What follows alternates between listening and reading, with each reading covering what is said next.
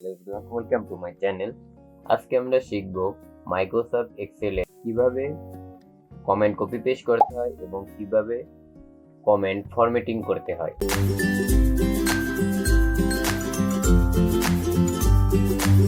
এর জন্য আমরা গত ক্লাসের আমাদের যে ডাটাটা ছিল সেটা আমরা চলে আসলাম। এখন এখানে আমরা চলে আসলাম, এরকম আমাদের গত ক্লাসের ডাটাটা ছিল। এরপর এখানে চলে আসলাম। এখানে চলে আসার পর আমি যদি এখানে এটাকে কন্ট্রোল-C দিয়ে কপি করে নেই এবং এখানে কপি করে নিলাম। এরপর যদি আমি এখানে যে কোনো একটা এখানে আমি এটাকে বসাবো, এর জন্য আমি এটাকে আবার পেস্ট করে নিলাম। পেস্ট করার পর আমি এখান থেকে আবার রাইট বাটন ক্লিক করে নিলাম। রাইট বাটন ক্লিক করার পর এখানে পেস্ট স্পেশাল আমরা এখানে চলে আসব। এরপর আমরা এখানে রাইট ক্লিক দেব। এরপর আমরা এখানে দেখতে পাচ্ছি পেস্ট। এখানে বিভিন্ন ধরনের অপশন আমরা দেখতে পাচ্ছি। এখানে format, value, formats, comment and validation. এখানে আমি কমেন্টে ক্লিক করে দিব। এরপরে আমি যদি এখানে ওকে দিয়ে দেই তাহলে আমি দেখতে পাচ্ছি এখানে যদি আমি একটু চেক করে দেখি তাহলে আমরা দেখতে পাচ্ছি এখানে যেটা আমাদের রয়েছে সেটা এখানে আমাদের চলে এসেছে। এরপর আমরা যদি অন্য আরেকটা উদাহরণ হিসেবে দেখতে চাই, আমাদের এখানে অন্য একটা লেখা হলো টেল অ্যাবাউট। আমরা এটাকে আবার একটু কপি করে ট্রাই করব। আমরা এটাকে যদি কন্ট্রোল-C দিয়ে কপি করে নেই এবং আমরা যদি এটাকে এখানে বসাবো, এর জন্য আমরা এটাই চলে আসলাম। এরপর আমরা রাইট বাটন ক্লিক করলাম। এরপর আমরা পেস্ট স্পেশাল এখানে চলে আসলাম। এরপর আমরা এখানে কমেন্টের এটাকে এখানে চলে আসলাম। এরপর যদি আমরা এখানে ওকে দিয়ে দেই তাহলে আমরা দেখতে পাচ্ছি আমাদের এখানে যেটা ছিল সেটা মুহূর্তের মধ্যেই এখানে চলে এসেছে। এখন আমরা কমেন্ট ফরম্যাটিং করব। এর জন্য আমরা এখানে চলে আসলাম। এরপর আমরা এখানে চলে আসলাম। এরপর আমরা এখানে চলে যাই, আমরা রিভিউতে চলে যাই। এরপর আমরা এখানে শো হাইড কমেন্ট এটাকে দিয়ে দেই।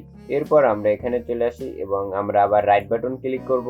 এরপর এখানে ফরম্যাট কমেন্ট আমরা দেখতে পারবো। এখানে আমরা চলে আসলাম। আমরা আমাদের সুবিধার জন্য এটাকে হালকা একটু দিকে সরিয়ে নিলাম। এরপর এখানে আমরা দেখতে পাচ্ছি বিভিন্ন ধরনের অপশন রয়েছে। এখানে ফন্ট রয়েছে, font style, font size, underline, colour, আরো বিভিন্ন ধরনের অপশন রয়েছে। এখন এখান থেকে আপনি আপনার প্রয়োজন অনুযায়ী এখান থেকে আপনি দিয়ে দেবেন। আপনি এখান থেকে চাইলে ব্যাকগ্রাউন্ড কালার চেঞ্জ করতে পারেন, আপনি টেক্সটের কালার চেঞ্জ করতে পারেন, অথবা এখান থেকে বিভিন্ন ধরনের ফরম্যাটে আপনি এখানে দিয়ে দিতে পারেন। এরপর এখানে ফন্ট স্টাইলটা বিভিন্ন ধরনের করে দিতে পারেন, রেগুলার করে দিতে পারেন, অথবা এখান থেকে ফন্ট সাইজটা অনেক বড় করতে পারেন, ছোট করে দিতে পারেন। এরপর আমি একটু দেখে নেব প্র্যাকটিক্যালি। আমি এখানে চলে আসব। আমি এখানে চলে আসলাম। আমি এখানে এটাকে ক্লিক করে আমি এটাকে সিলেক্ট করে নিলাম। আমি সিলেক্ট করার পর এটাকে আমি সিলেক্ট করে নিলাম। এরপর আমি এখানে চলে আসলাম, ফরম্যাট কমেন্টে চলে আসলাম। এরপর এখান থেকে আমি যদি অন্য একটা এই কালারটা আমি দিয়ে দেই এবং এরপর যদি আমি ওকে দিয়ে দেই তাহলে আমরা দেখতে পাচ্ছি এখানে আমাদের কালারটা পরিবর্তন হয়ে গিয়েছে। এরপর যদি আমি এখানে আমরা টেক্সটটা পরিবর্তন করতে চাই তাহলে আমি আবার এটাকে সিলেক্ট করা অবস্থায় আমি রাইট বাটন ক্লিক করব। আমি ফরম্যাট কমেন্টে চলে আসব। এরপর এখান থেকে আমি যদি বিভিন্ন ধরনের ফন্ট এখানে রয়েছে, আপনার পছন্দ অনুযায়ী এখান থেকে আপনি ফন্ট দিয়ে দিবেন। এরপর আপনি যদি এখানে কোনো আন্ডারলাইন, সিঙ্গেল অথবা ডাবল করতে চান তাহলে এখান থেকে আপনি করে দিতে পারেন, অথবা এখান থেকে আপনি সাইজ রয়েছে এই সাইজে ছোট বড় করে নিতে পারেন। তো আমি এখানে আমাদের এভাবেই আমি এটাকে একটু ইটালিক করে দিলাম এবং আমি এখানে ওকে করে দিলাম। তো এটা আমাদের ইটালিক হয়ে গিয়েছে।